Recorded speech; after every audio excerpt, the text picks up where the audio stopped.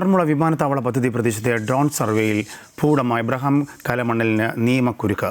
മിച്ചഭൂമിയിൽ അനുമതിയില്ലാതെ ഡ്രോൺ പറത്തി അളന്നതിനാണ് അദ്ദേഹത്തിന് നിയമ നടപടി സ്വീകരിച്ചിരുന്നത്. കോഴഞ്ചേരി തഹസീൽദാരോട് അടിയന്തര റിപ്പോർട്ട് തേടിയിട്ടുണ്ട്. ഈ മാസം 16-ന് മിച്ചഭൂമി കേസ് ഹൈക്കോടതി പരിഗണിക്കുമ്പോൾ റവന്യൂ വകുപ്പ് ഈ നിയമലംഘനം കോടതിയെ ഔദ്യോഗികമായി അറിയിക്കും.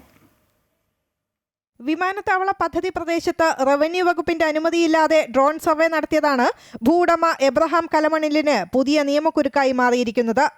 സർക്കാർ മിച്ചഭൂമിയായി പ്രഖ്യാപിച്ച സ്ഥലത്ത് എബ്രഹാം കലമണ്ണിലിന് യാതൊരുവിധ അവകാശവുമില്ലെന്നാണ് റവന്യൂ വകുപ്പിന്റെ കണ്ടെത്തൽ.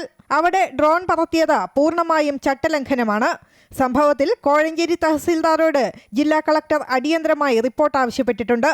റിപ്പോർട്ട് സമർപ്പിക്കുന്നതോടെ അനധികൃത സർവേയുടെ വിശദാംശങ്ങൾ റവന്യൂ വകുപ്പ് ഹൈക്കോടതിയെ അറിയിക്കും.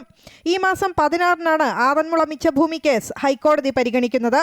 അതിനിടെ വിവാദ പ്രദേശത്ത് ഇനി ഒരു തരത്തിലുള്ള ഡ്രോൺ സർവേയും അനുവദിക്കില്ലെന്ന് ജില്ലാ കളക്ടർ കർശന നിർദ്ദേശം നൽകിയിട്ടുണ്ട്.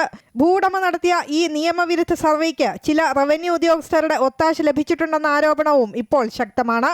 ഈ ഉദ്യോഗസ്ഥ ഒത്താശയെക്കുറിച്ച് വിശദമായ അന്വേഷണം നടത്തണമെന്നും കുറ്റക്കാർക്കെതിരെ നടപടിയുണ്ടാകുമെന്നും കളക്ടർ വ്യക്തമാക്കി. അമൃത ന്യൂസ്, പത്തനംതിട്ട.